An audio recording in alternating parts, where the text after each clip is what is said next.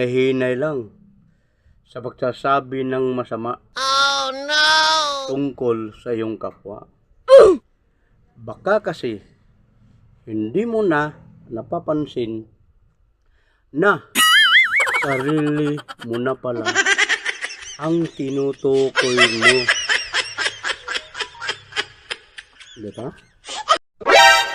Sa panahon ngayon, mas pinaniniwalaan ang kasinungalingan kaysa katotohanan. Yan po ang totoo. At usong-uso ngayon. Marami sa ngayon, pag sa Facebook, nagmumukhang mayaman. Pero sa totoong buhay, ang maraming utang. Ang mahirap sa mga sismuso saka sismuso, hindi nila kayang i-chismis yung sarili nilang mali. No? Ang laging tinitingnan nila na sila ay palaging tama. Nagmamalinis. Sana naman i-chismis nyo din ang sarili nyong mali. Sa mga plastic dyan, hindi puting ban ang kukuha sa inyo, kundi truck ng basura. Kapag meron kang na-miss at nangungulila ka, nalulungkot, no? Ikapi mo lang yan. Tama! Sigurado. Yan. Wow, sarap! Ang lahat ng mga yan.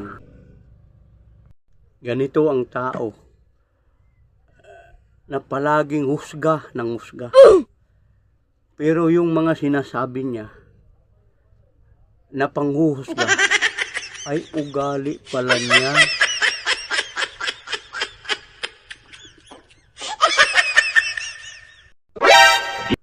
Lahat ng mga isyu na ibinabato nila sa iyo ay suma sa ilalim sa kanilang bulok na pagkatao. Nabubulok ka na. Ayusin mo naman ang paninira mo sa akin. Huwag mong i-describe ang sarili mo.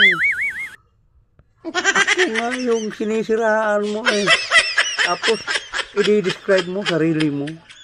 Ano ba naman yan?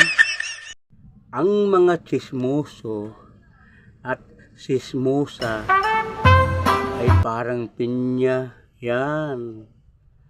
Sa sobrang dami ng mga mata, lahat ng detalye sa buhay ng iba ay nakikita.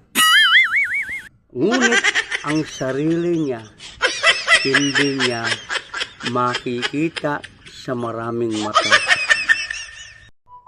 Huwag mong amuyin ang baho ng ibang tao. Kung sarili mong baho ay hindi mo kayang amuyin. Bakit kaya?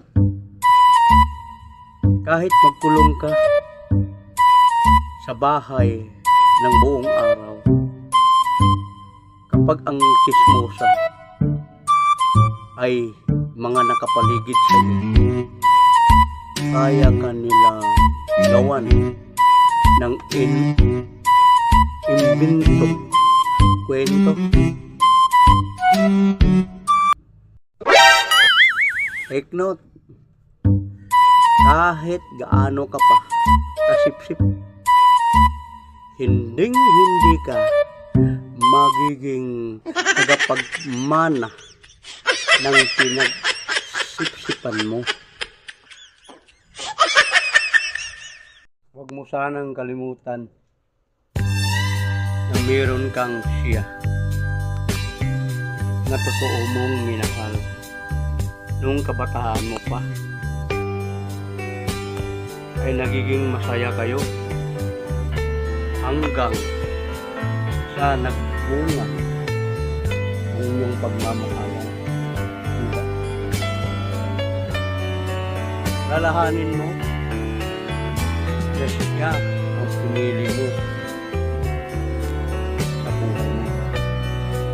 Kaya magiging kontento ka na sa kanya. Kahit siya ay lasinggero, ni 1 kilong bigas hindi makabili para sa pamilya nyo. No? Dahil sa mahal mo siya, kaya mas pinili mo na siya ang makasama mo habang ikay nabubuhay. Good luck na lang tayo at sa